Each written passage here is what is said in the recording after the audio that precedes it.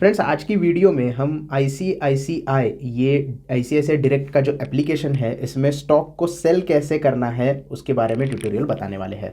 तो आपके होल्डिंग में अगर कोई स्टॉक है, डिलीवरी में कोई स्टॉक है, तो उसे बेचना कैसा है इसके बारे में पूरी डिटेल जानकारी इस वीडियो में बताने वाला हूं। तो वीडियो एंड तक देखिए और अभी तक चैनल को सब्सक्राइब नहीं किया है तो जल्दी से चैनल को सब्सक्राइब कर दीजिए। तो जैसे कि आप देख रहे हैं यहाँ पे हमने वॉच लिस्ट सबसे पहले तो लॉगिन कर लिया और तो वॉच लिस्ट में हम ओपन हो गए हैं। लेकिन हमारा जो स्टॉक है वो पोर्टफोलियो में रहेगा क्योंकि हमने इस स्टॉक की पोजीशन एक दिन पहले बनाई थी। तो पोर्टफोलियो में जैसे ही हम जाते हैं तो ओपन पोजीशन में आपको ये स्टॉक दिखाई देता है क्योंकि ये T+2 डेज का मतलब स्टॉक होता है। तो कभी कभी क्या होता है, BTST के लिए भी सिलेक्ट हो जाता है, कल बाय किया और आज बेच दिया तो उसे BTST कहते हैं। तो इसीलिए ये ओपन पोजीशन में दिखाता है। लेकिन जैसे ही ये T+2 कंप्लीट हो जाता है, आपका सेटलमेंट कंप्लीट हो जाता है, तो आपका ये जो स्टॉक होता है वो इक्विटी होल्डिंग में आ जाता है, पोर्टफोलियो में आपको दिखाई देता है। जैसे कि ये पोर्टफोलियो में भी हमें यहाँ पे आज दिखाई दे रहा है। तो प्रॉफिट एंड लॉस अगर देखें तो ये -2 रुपये 10 पैसे दिखा रहा है, जो कि आज के दिन का प्रॉफिट और लॉस यहाँ पे आपको दिखा सकता है। उसके लिए ओपन पोजीशन में टोटल प्रॉफिट एंड लॉस आपको यहाँ पे दिखाई देगा। 181.70 पे हमने बाय किया था, टोटल प्रॉफिट 14 रुपए का हो रहा है क्योंकि 10 स्टॉक है और 183.1 का अभी प्राइस चल रहा है। 3.5% प्रॉफिट अभी हमारा यहाँ पे हो रहा है। अब मुझे ये स्टॉक बेचना है तो सिंपली हमें क्या करना है, स्टॉक के ऊपर क्लिक करना है। स्टॉक के ऊपर क्लिक करने के बाद यहाँ पे आपको एक्सचेंज के बारे में पूछा जाता है, या तो NSE सिलेक्ट कर लो या तो BSE सिलेक्ट कर लो, कोई भी यहाँ पे आप सिलेक्ट कर सकते हो। तो हम NSE सिलेक्ट करेंगे, उसके बाद सेल बटन के ऊपर आपको यहाँ पे क्लिक करना है। जैसे ही आप सेल बटन के ऊपर क्लिक करोगे तो आपको सेल की एक विंडो ओपन हो जाएगी। यहाँ पे करंट जो प्राइस चल रही है वो यहाँ पे रनिंग दिखाई देगी। क्वांटिटी, आपके पास होल्डिंग में क्वांटिटीज कितनी है वो टोटल यहाँ पे आपको दिखाई देगी। आपको सिर्फ 5 ही क्वांटिटीज बेचनी है तो आप उतनी ही बेच सकते हो। अगर आपको पूरी की पूरी क्वांटिटी बेचनी है तो वो भी पूरी क्वांटिटी आप यहाँ पे कर सकते हो, लेकिन उससे ज़्यादा क्वांटिटी आप नहीं सिलेक्ट कर सकते जितनी आपकी होल्डिंग में अवेलेबल है। फिर यहाँ पे आपके पास मार्केट का ऑप्शन अवेलेबल होता है और लिमिट का भी ऑप्शन अवेलेबल होता है।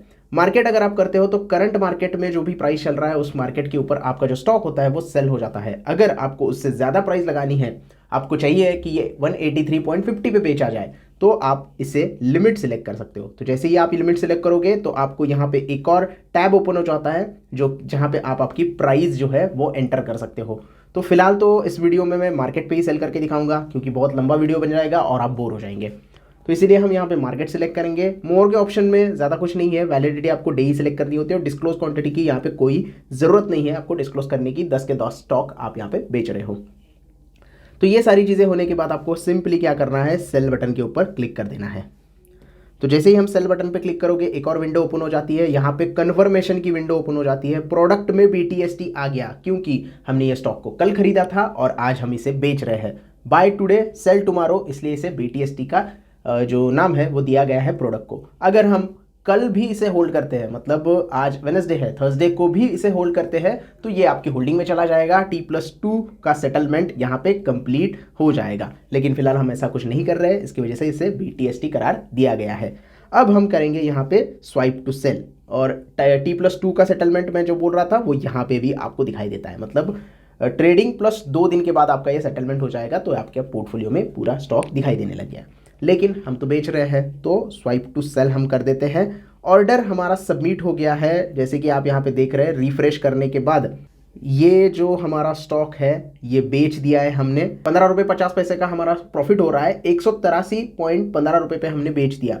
अब ये माइनस क्यों दिखा रहा है, तो ये जो माइनस दिखाई दे रहा है क्योंकि हमने ये सेल क्वांटिटी ऑलरेडी कर दी है। करंट हमने जो बेची है वो प्राइस और करंट प्राइस उससे ज़्यादा हो गई है, इसकी वजह से ये माइनस दिखाई दे रहा है। इसका मतलब ये नहीं है कि आपने फिर से शॉर्ट सेल कर दिया, आप इस स्टॉक से बाहर निकल गए हैं। अब ये पता कैसे चलेगा, तब इसको आप ओपन करोगे तो आपको अवेलेबल क्वांटिटी यहाँ पे 0 दिखाई देगा और आज की डेट यहाँ पे सेल की आ जाएगी। अगर ऊपर वाले स्टॉक में आप देखोगे कि क्वांटिटी कितनी है तो यहाँ पे भी क्वांटिटी 0 दिखाई देगी। अब अगर जो आपको यहाँ पे प्रॉफिट वाला दिखाई दे रहा है, जैसे कि हमने ओपन किया है, अगर इसको आप सेल कर देते हो तो ये शॉर्ट की पोजीशन में चला जाएगा। लेकिन फिलहाल आपके पास जितनी क्वांटिटी थी आपने वो क्वांटिटी बेच दी है, तो अब ये 0 क्वांटिटी दिखा रहा है, मतलब आपके पास कोई भी होल्डिंग में पोजीशन नहीं है स्टॉक की। तो इक्विटी पोर्टफोलियो में जाएंगे तो भी यहाँ पे आपको वही दिखाई देगा।